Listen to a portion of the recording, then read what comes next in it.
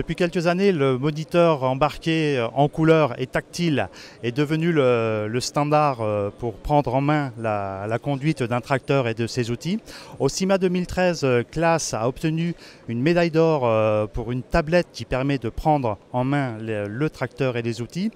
Alors, Karine Perrin, vous êtes directrice chef de produit fenaison et presse chez Claas. Est-ce que la tablette va remplacer demain en fait, le moniteur embarqué aujourd'hui sur un tracteur ?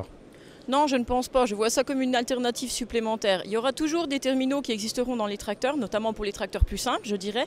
Mais c'est vrai que là, dans le cas, la tablette, elle va ouvrir de nouvelles possibilités, notamment aux professionnels, aux entrepreneurs, je dirais, qui veulent par exemple avoir l'accès à Internet. Alors, quelles sont ces possibilités justement, en dehors de l'accès à Internet? Parce que l'accès à Internet, on peut l'avoir sur un téléphone portable.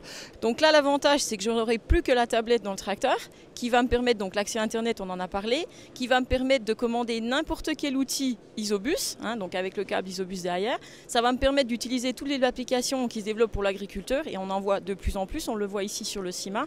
Et puis ça a aussi un avantage économique, c'est quand même de l'électronique grande consommation, donc ça se trouve partout, c'est pas quelque chose de très onéreux, donc relativement important pour les professionnels.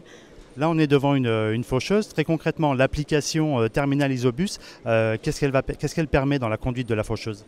En fait, c'est exactement l'application terminal universelle connue par Isobus. Donc en fait, vous avez le câble qui fait la communication entre l'outil et le tracteur, comme pour n'importe quel combiné Isobus.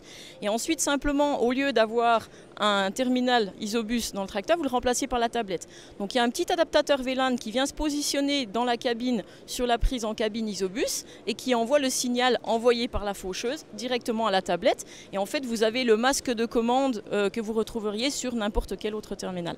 Est-ce que ça simplifie en fait la maîtrise et l'exploitation totale des possibilités d'une machine par l'agriculteur, cette tablette ? Disons que l'intérêt, c'est surtout, vous avez le même masque, mais bon, vous avez une très bonne qualité d'image, par exemple, vous le voyez ici.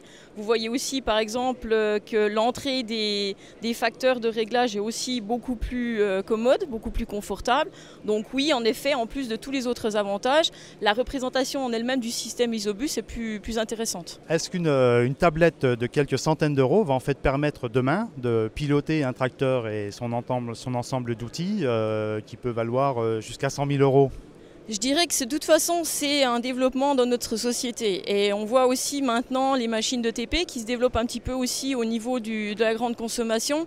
Et les entreprises qui produisent ce genre d'appareils ont des budgets énormes. Donc ils sont toujours vraiment au top de la qualité, de la high-tech, etc. Donc pour nous, je vois ça plutôt comme un avantage justement d'utiliser ces produits.